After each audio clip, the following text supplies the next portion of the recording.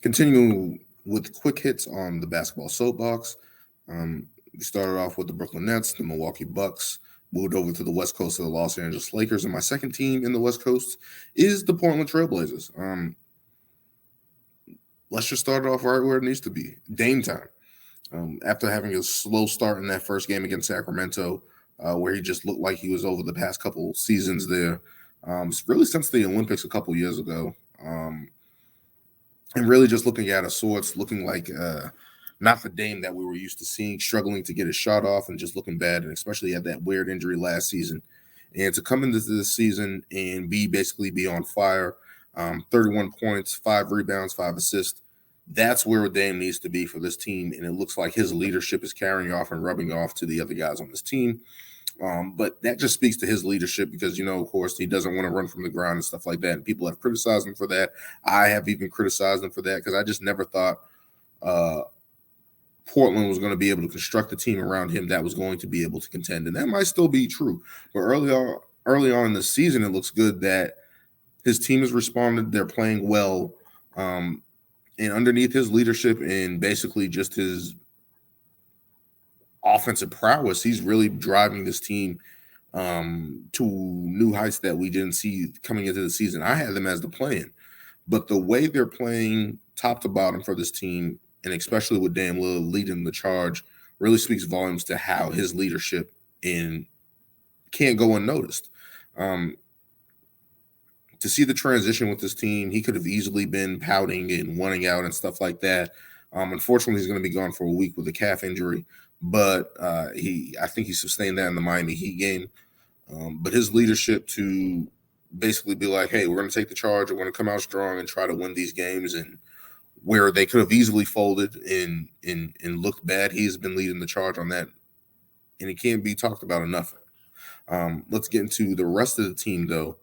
Anfernee Simons, who signed a big deal over the offseason. I think it was 4 years, $100 million deal. He has come out gangbusters, kind of in that CJ McCollum role, where he's really basically a heat check guy. He's able to get hot in the quarter. Against Phoenix, he hit that runner against Miles Bridges to win the game. You're seeing that trust between him and Dame Lillard. Dame Lillard basically trusting him, hey, we need you to score.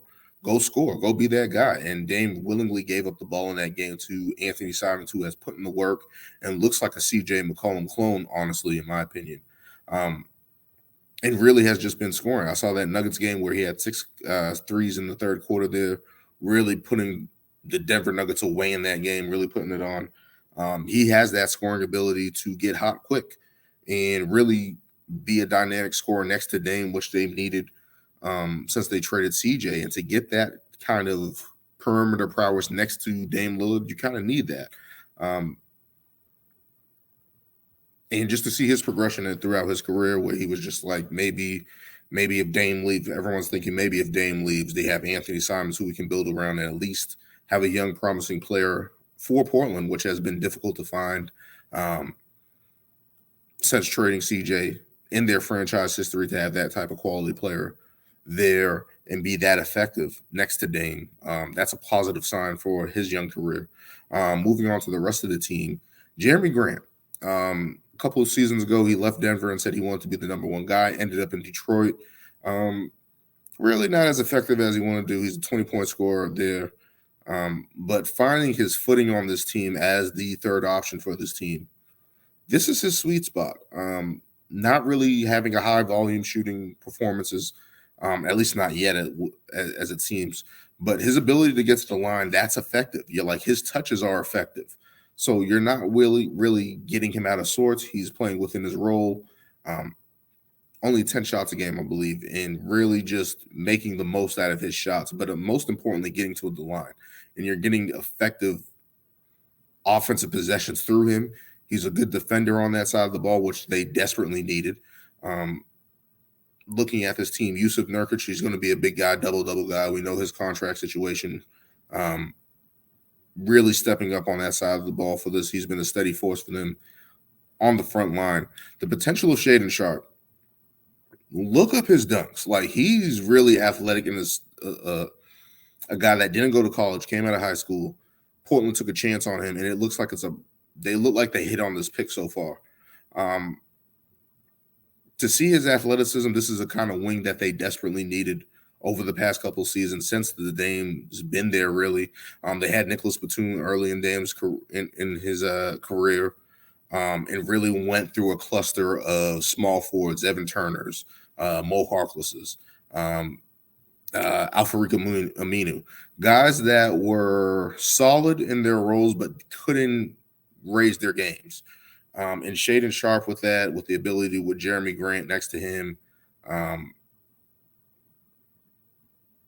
it just looks really good. And when you really look at that core of that roster, the potential there, the stability there to have those guys there, really adds dividends to this team where I thought in past years they were weak at those positions. And the stability there in terms of raising their games and getting better is vastly different with Jeremy Grant and Shaedon Sharpe in that position. Also, I want to talk about Josh Hart. This guy has been around the league a little bit with LA, the Pelicans, now in Portland. And this guy is a guard who plays forward, who's getting nearly 10 rebounds a game. I think he's only like 6'5", 6'4", something like that. And he's getting nearly 10 rebounds a game. That's crazy. And shooting the ball. Like, I can't think of anything like that where a guard gets that many rebounds like that. Maybe, of course, Russell Westbrook, of course, but that was geared towards him. But just to be a two guard, getting that many rebounds, being that physical, playing that defense there, that's a positive sign for Portland there to get this much production out of their lower guys behind Dame. And to see it start off like this, where I thought they would be in the play-in, it looks like they can be firmly in the playoff spot if they can keep this rolling. Hopefully Dame can stay healthy. You don't want to see him go down. But this team looks like they're constructed well. They're getting minutes out of Justice Winslow. He's being productive there. Nasir Little. You're getting all these little pieces there. But built off of Damian Lillard, Anfernee Simons, Jeremy Grant, that's a good three-man tandem there in the league, with Yusuf Nurkic being steady in the paint at center, getting rebounds, being big, being physical. This is something that's a different look for Portland, and they're off to a fantastic start. I think they're 4-1. I think they beat the Rockets the other night without Dame.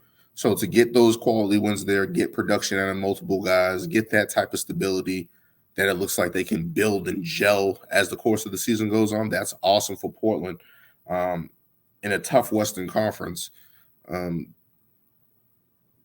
This is a good start for Portland, especially when everything looked like it was doom and gloom last year to start the season here. And for Dame to bounce back after that first game, to look good, for Anfernee Simons to be as heat check as he is, Jeremy Grant fitting his role, Shaedon Sharpe with potential looking promising. There's some good things there in Portland, and they can build off of that. And they're better than the Lakers.